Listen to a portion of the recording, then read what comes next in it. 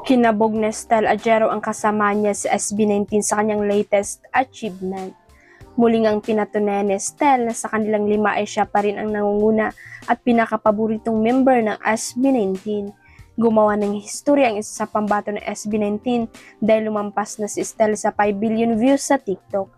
Habang sinusulat ito ay more than 5 billion ang inabot ng hashtag SB19Estel sa TikTok.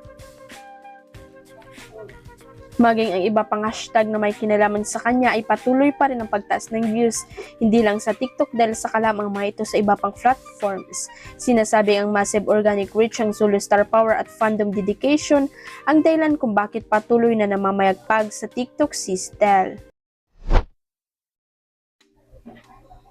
In good hands si Rabia Mateo kay Jake Cuenca, yan ang madalas sabihin ng mga fan ni Rabia at Jake.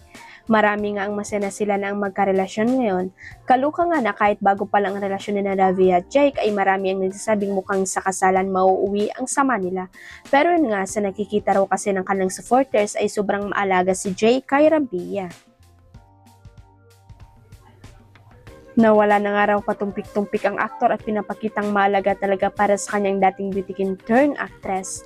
Panay nga rin kasi ang post ni Jake na mga ganap nila ni Rabia. Ang maganda kung very open pinagmamalaki ni Jake ang pagmamahal niya kay Rabia, si girl naman sobrang proud din sa aktor na palagi rin niyang pinagmamalaki si Jake sa mga post. Sa tuwing nakaka-chat nga ng abante si Rabia ay wala siyang kaarte-arte sa pag-agree sa sinasabi ng mga fan na bagay talaga sila na swerte sila sa isa't isa. Huwag kalimutang i-click ang subscribe button at i-ring ang notification bell para sa latest at legit chika updates.